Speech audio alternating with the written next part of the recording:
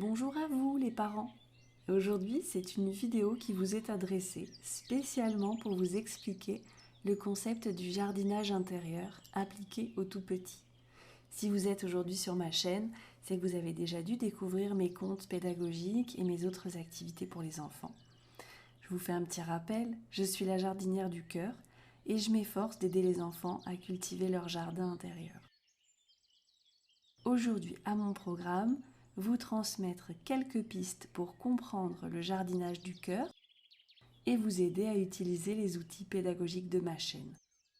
L'idée du jardinage intérieur, c'est une métaphore que j'ai inventée pour parler de la gestion des émotions et de la culture des valeurs à l'intérieur de soi. Car quoi de mieux qu'un peu de jardinage pour mettre au clair ce qu'on ressent dans nos émotions, nos pensées, et retrouver le chemin de l'être, mais aussi du mieux-être. Toute ma méthode réside dans une idée simple. En cultivant son jardin intérieur, en apprenant à voir quelles sont les herbes qui nous démangent, en découvrant quelles sont les fleurs qui nous rendent heureux, on peut devenir maître de son jardin intérieur. Et surtout, on peut être très heureux et surmonter avec beaucoup plus d'outils les moments difficiles de la vie. Car on aura un endroit bien à nous pour nous mettre à l'abri et y trouver des forces pour faire face à la réalité qui n'est pas toujours comme on l'aurait voulu. Les enfants font ce qu'ils peuvent, comme ils peuvent, avec les outils dont ils disposent. Et souvent, ça les conduit à des crises de colère, des difficultés à gérer la frustration, à de la tristesse et nombreuses autres émotions qui finissent par les envahir sans aucun contrôle. Le jardinage du cœur, c'est une méthode bien pratique pour apprendre à reconnaître ce qui pousse en nous et pouvoir en faire quelque chose de positif. Car de toute émotion, même la plus négative, peut naître quelque chose de positif.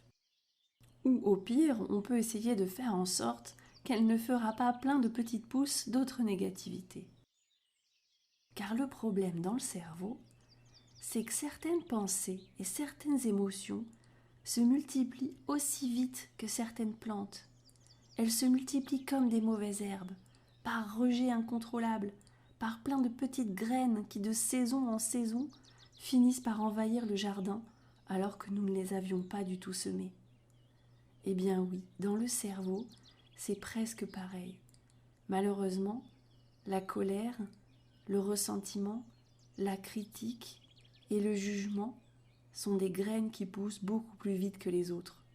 Elles poussent et se multiplient beaucoup plus vite que la fierté, ou encore beaucoup plus vite que la bienveillance et que la joie, qui, elles, mettent du temps à pousser. C'est pour cela qu'il est important de prendre soin d'elles. Ce n'est pas parce qu'elles ressemblent à de mauvaises herbes que ce sont de mauvaises herbes, et qu'il faudrait les arracher tout simplement. Non, pas du tout.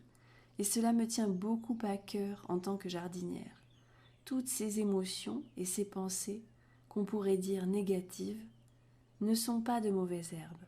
La colère, la peur, la tristesse, la frustration et même la jalousie ne sont pas des mauvaises herbes.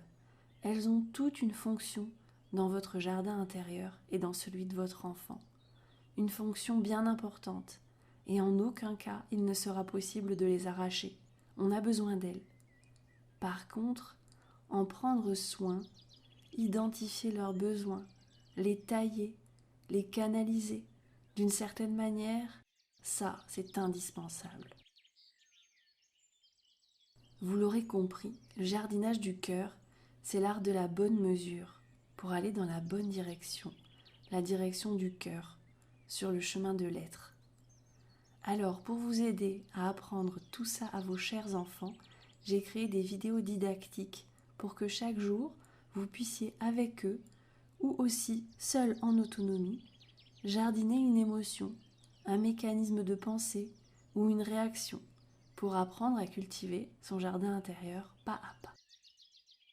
Sous la forme de jeux, bien sûr, de challenges ou de petits exercices de jardinage intérieur. C'est très simple. Il suffit de choisir au hasard une de mes vidéos qui vous inspire sur un thème particulier. Par exemple, celui de cultiver la colère, ou bien celui de faire multiplier la joie, ou bien celui d'entretenir la gratitude. Et ensuite, d'arroser cette petite graine au long de la journée, en y pensant de temps à autre. Vous verrez, ça fait des miracles. Vous pouvez aussi choisir pour votre enfant un thème précis que vous savez difficile pour lui en ce moment.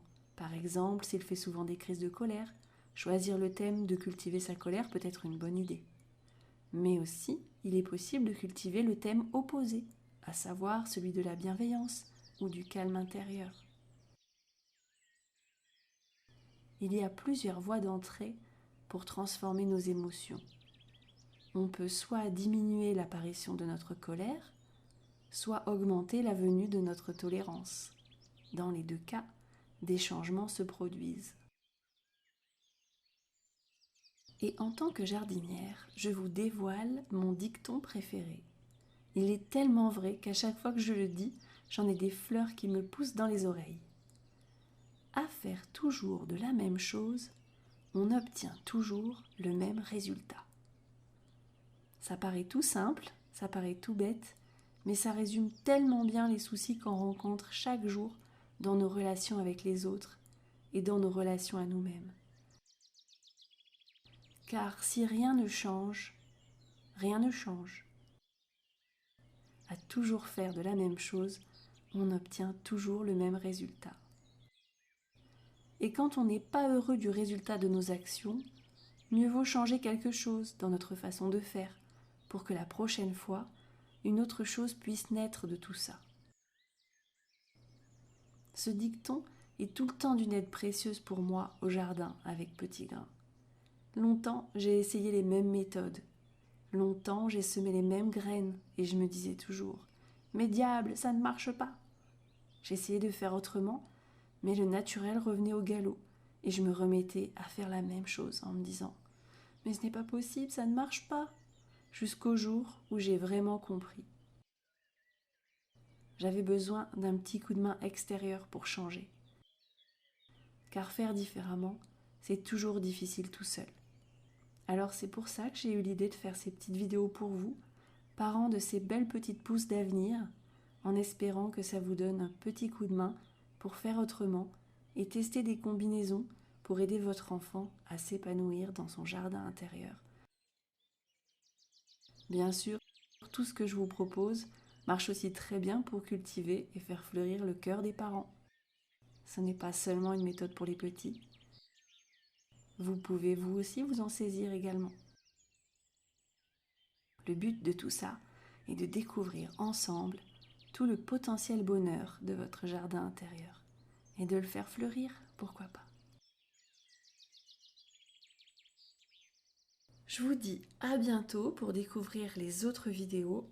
C'est avec plaisir si vous me laissez un petit pouce bleu pour encourager ma création. Et je vous dis à bientôt pour de nouvelles aventures avec Petit Grain.